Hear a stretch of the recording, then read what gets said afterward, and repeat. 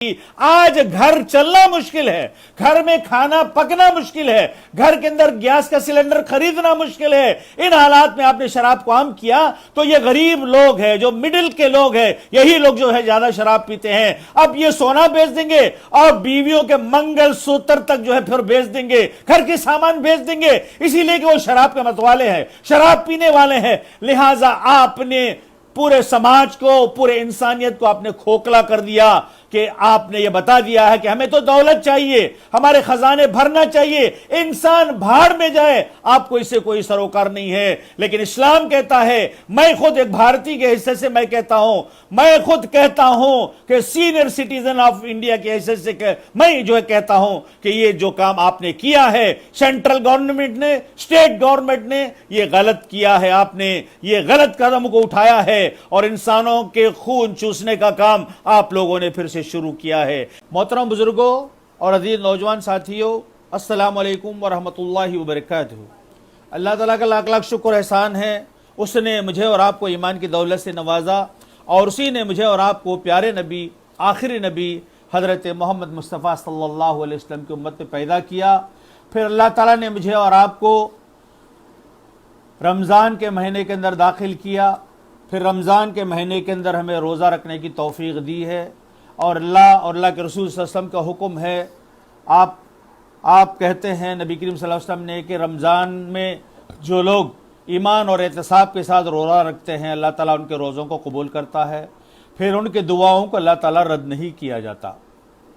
اس وقت جو دنیا کریٹیکل پوزیشن میں ہے، اس وقت دنیا کا ہر فرد پریشان حال ہے، اور ہم یہ کہنے میں کوئی مبالغہ نہیں ہوگا کہ کوئی بھی پریشان نہیں ہے، ایسی صورتحال نہیں ہے۔ امیر بھی پریشان ہے، غریب بھی پریشان ہے، پیسے والا بھی پریشان ہے، اور بہت اونچے عہدے والا بھی پریشان ہے، اور چیف منسٹر بھی پریشان ہے، پرائم منسٹر بھی پریشان ہے، اور سب لوگ اس وقت پریشان حالے کے ساتھ زندگی گزار رہے ہیں۔ تو ان حالات میں جو ہتھیار اللہ تعالیٰ نے خاص طور سے مسلمانوں کو دی ہے وہ یہ ہے دعا۔ اللہ تعالیٰ نے مسلمانوں کو مرنے سے پہلے تک ایک چیز جو سکھائی ہے وہ یہ ہے دعا۔ آدمی کبھی بھی اللہ تعالیٰ سے مانگ سکتا ہے، دعائیں کر سکتا ہے، اور اللہ تعالیٰ دعائیں سننے کے لیے دروازے کو اللہ تعالیٰ کھلا رکھتا ہے۔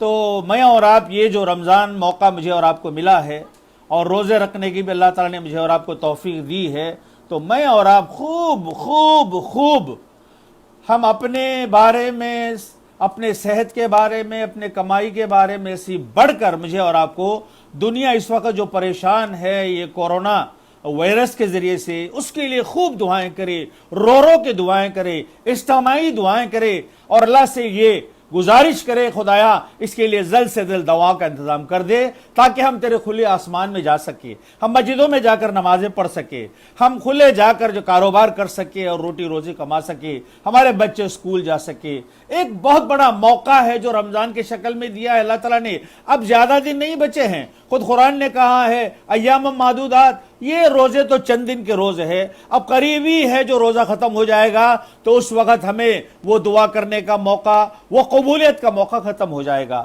لہٰذا میں امت مسلمہ سے گزارش کرتا ہوں، خواتین سے، بچیوں سے، ہمارے نوجوانوں سے، بڑے حضرات سے بھی، کہ آپ روزے کی حالت میں گڑ گڑا کر سب سے زیادہ آپ دعا کریں گے وہ یہ ہے کہ کرونا وائرس ساری دنیا سے، ہندوستان سے، ہمارے ریاست سے، ہمارے وجے واڑہ سے وہ ختم ہو جائے۔ پھر اس کے لیے اللہ تعالیٰ دوا کا انتظام کرے تاکہ آدمی دوا استعمال کرے اور کھلے آسمان میں وہ گھومے اور پھرے۔ اور میں امید کرتا ہوں یہ جو حضرات جو سن رہے ہیں ان سے میں امید کرتا ہوں کہ یہ دعائیں ضرور کرتے ہوں گے۔ آپ کے سامنے اعلان کر دیا گیا تھا کہ آج انشاءاللہ نبی کریم صلی اللہ علیہ وسلم کی بچپن سے لے کر آپ کی نبوت کا واقعہ انشاءاللہ آپ کے سامنے بیان کیا جائے گا، لیکن آج اس پروگرام کو، اس عنوان کو روکتے ہوئے آج جن حالات سے میں اور آپ زندگی گزار رہے ہیں ان کے اوپر کچھ روشنی ڈالنے کا میں نے اچانک ارادہ کیا اللہ سے دعا کر کے۔ تو میں اللہ سے امید کرتا ہوں، دعا کرتا ہوں کہ اللہ تعالیٰ یہ جو عنوان میں نے چنا ہے اللہ تعالیٰ اس کا حق ادا کرنے کی توفیق عطا فرمائے۔ میں نے جو آیت تلاوت کی ہے یہ سورہ مائدہ کی آیات ہے، 90 پر 1، 90 پر 2۔ یہ 3 آیات ہے جو میں نے تلاوت کی ہے۔ میں انشاءاللہ ترجمہ سنا رہا ہوں۔ اے لوگوں جو ایمان لائے ہو، یہ شراب اور یہ جوا اور یہ آستانے اور یہ پانسے، یہ سب گندے شیطانی کام ہیں، ان سے پرہیز کرو، امید ہے کہ تمہیں فلاح نصیب ہوگی۔ شیطان تو یہ چاہتا ہے کہ شراب اور جوے کے ذریعے سے تمہارے درمیان عداوت اور بغض ڈال دے اور تمہیں خدا کی یاد سے اور نماز سے روک دے۔ پھر کیا تم ان چیزوں سے باز رہو گے؟ اللہ اور رسول کی بات مانو اور باز آ جاؤ، لیکن اگر تم نے حکم عدولی کی تو جان لو کہ ہمارے رسول پر بس صاف صاف حکم پہنچا دینے کی ذمہ داری تھی۔ یہ سورہ مائدہ کے اندر اللہ تعالیٰ نے شراب اور جوا اور یہ پانسوں کے سلسلے میں اللہ تعالیٰ نے ذکر کیا ہے۔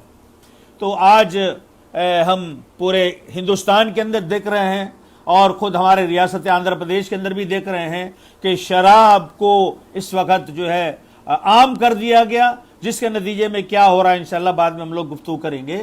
تو میں اور آپ ان آیات کی روشنی میں غور کریں تو عرب کے قوم جو ہے شراب کے بہت نرالے تھے، شراب کے اتنے خواہش مند تھے کہ عرب کی تاریخ میں شراب کے 100 قسم کے نام ملتے ہیں ہمارے کو، ایک دو نہیں، شراب کے 100 قسم کے نام ملتے ہیں۔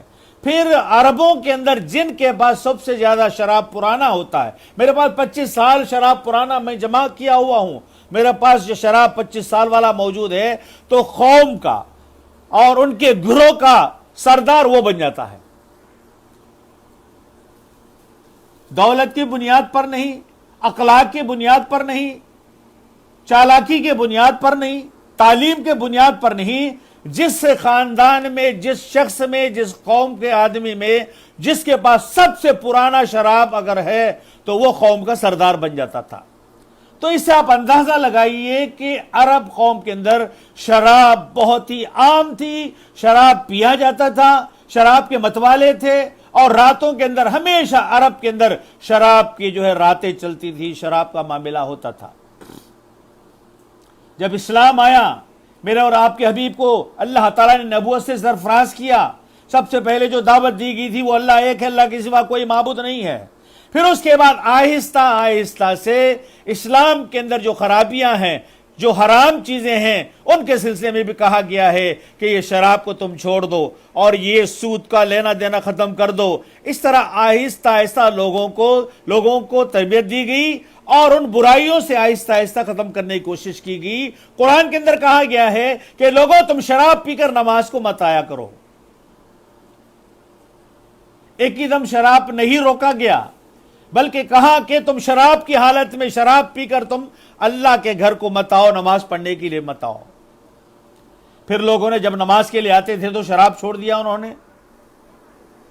پھر بعد میں مدینے کی زندگی میں اللہ تعالیٰ نے ایک دن کہا ہے کہ مسلمانوں، آج سے تمہارے اوپر ہم نے شراب کو حرام کر دی ہے۔ اب سے کسی مسلمان کو، کسی ایمان والے کو شراب پینے کی اجازت نہیں ہوگی۔ شراب کو بین کر دیا گیا، شراب کو حرام قرار دے دیا گیا۔ یہ اعلان ہوا اور تاریخ کے اندر لکھا ہے کہ نبی کریم صلی اللہ علیہ وسلم کے اوپر آیت نازل ہوئی اور ایک سے ایک صحابی رسول 100 بتاتے رہے، اے فلانے شراب حرام ہو گیا ہے، جاوید شراب ہو گیا ہے، شراب حرام ہو گیا ہے۔ ابھی اللہ کے رسول صلی اللہ علیہ وسلم پر آیت نازل ہوئی ہے۔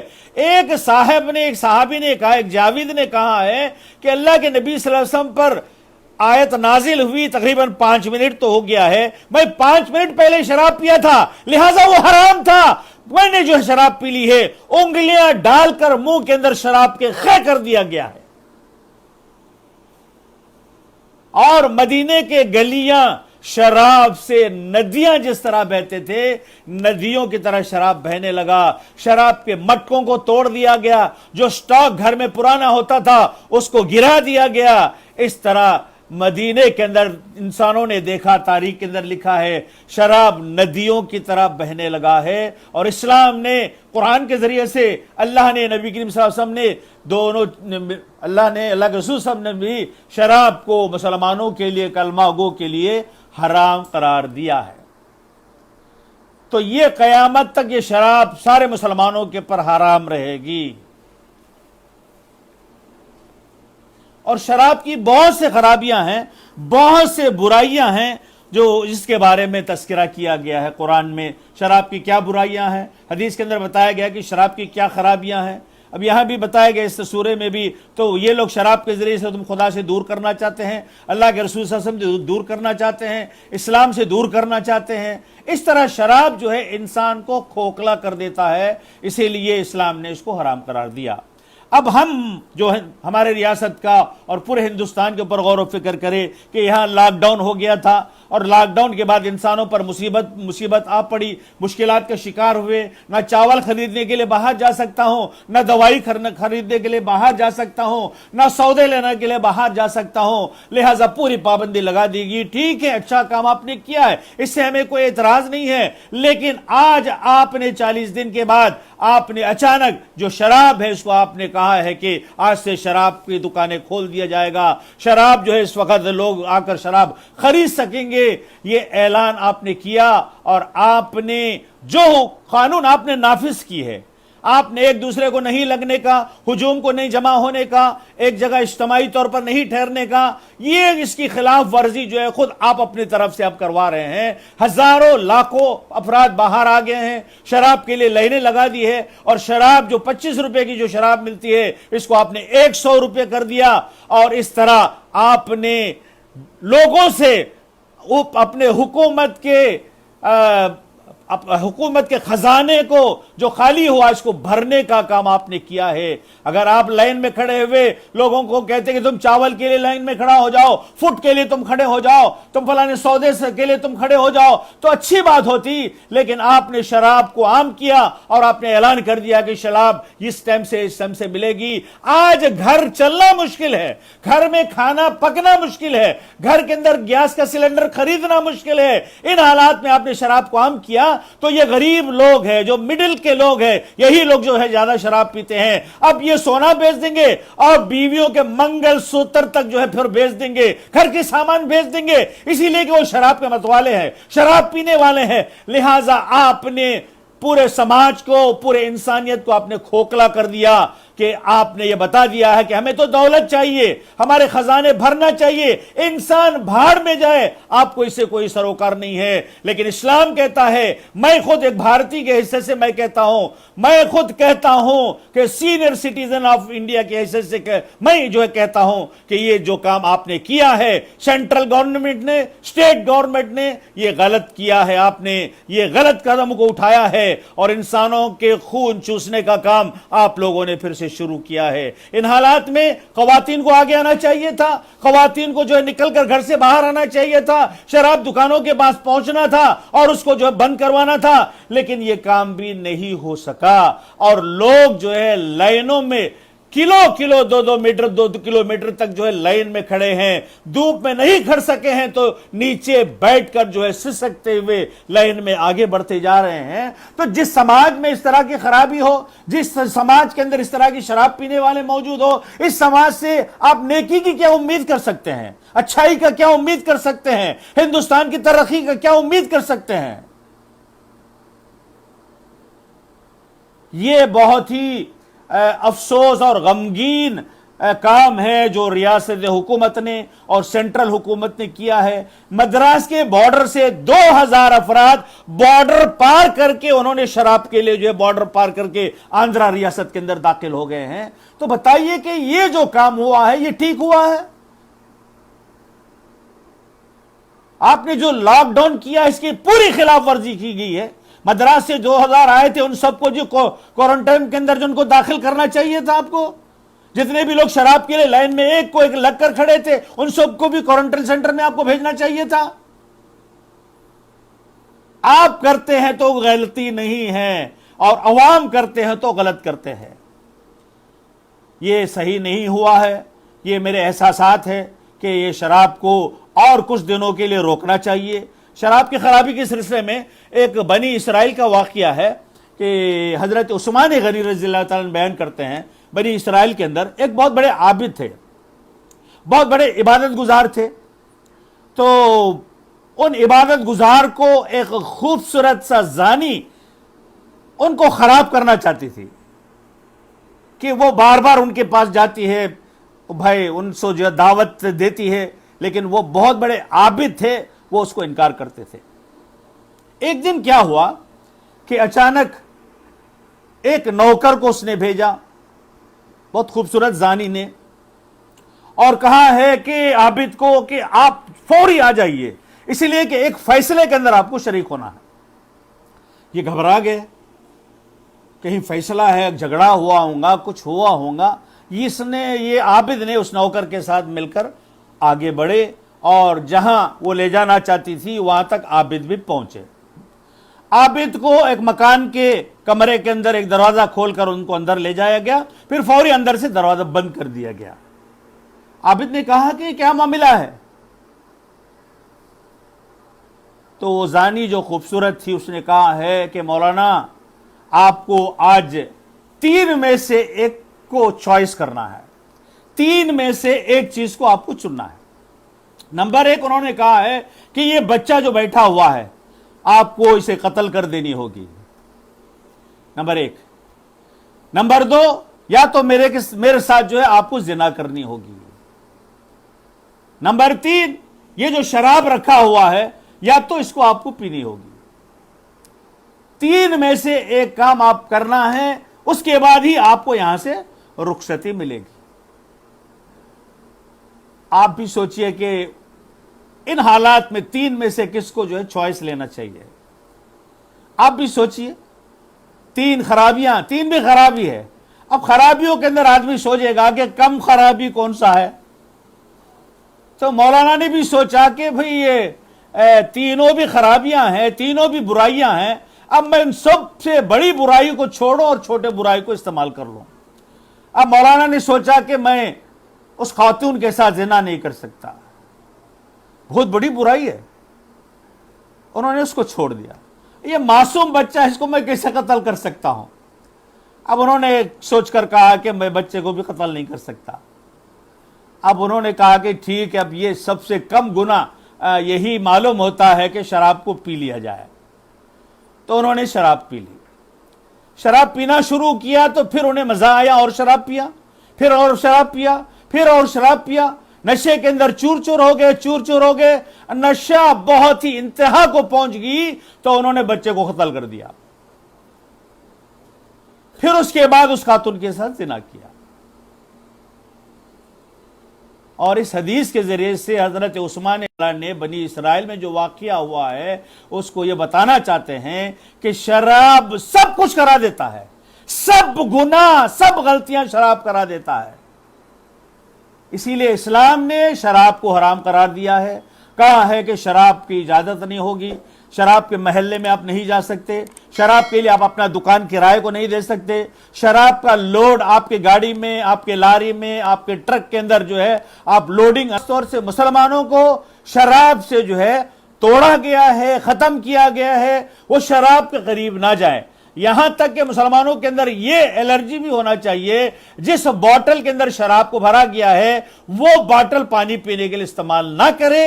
اتنا الرجی مسلمانوں کے دل و دماغ کے اندر بٹھایا گیا ہے کہ مسلمانوں تو شراب سے اتنا دور رہو، شراب کے قریب مت جاؤ، اس لیے کہ شراب لت ہے۔ جو شراب پینا شروع کر دیتا ہے اس کی زندگی برباد ہو جاتی ہے، اس کے بیوی بچے راستے پر آ جاتے ہیں، روڈوں پر آ جاتے ہیں، وہ فقیر بن جاتا ہے۔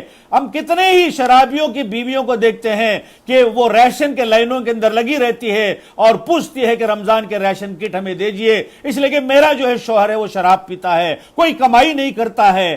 اس طرح ہم دیکھتے ہیں دنیا میں کتنے ہی فیملیز ہیں جو شوہر کی شراب پینے کی وجہ سے وہ فیملیز تباہ ہو گئے ہیں، وہ فیملی برباد ہو گئے ہیں۔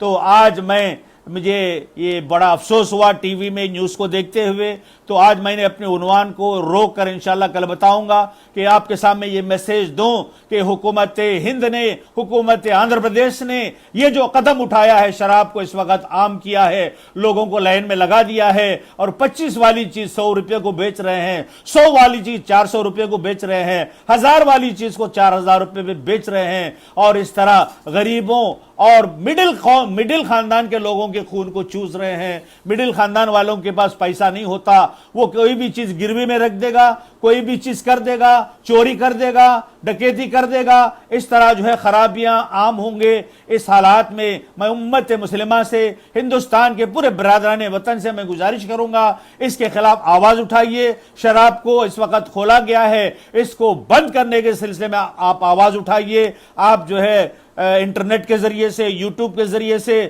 کسی بھی ذریعے سے آپ اپنے میسیج کو حکومت تک پہنچا سکتے ہیں، جگن تک پہنچا سکتے ہیں، یا جو ہے نریندر مودی تک پہنچا سکتے ہیں۔ تو آپ ان حالات میں، اس وقت مصیبت اور مشکلات میں قوم جو ہے گھری ہوئی ہے، ان حالات میں شراب کو آپ عام مت کیجئے، شراب کو پر پابندی لگائیے، یہ اپیل آپ کیجئے۔ اللہ تعالیٰ سے دعا ہے کہ اللہ تعالیٰ مجھے اور سارے مسلمانوں کو خاص طور سے اس شراب کے عام ہونے کے خلاف احتجاج کرنے کی کوشش کرے، اپنے نفرت کے جذبات لوگوں کے سامنے پیش کرنے کی کوشش کرے، برادران وطن کو بھی ساتھ لے کر ہم اس شراب کے خلاف ایک مہم چلا کر اس شراب کو بند کرنے کی کوشش کرے۔ اللہ سے دعا ہے کہ ہمارے کوششوں کو قبول فرما۔ اے اللہ شراب کو عام ہونے سے بچا لے۔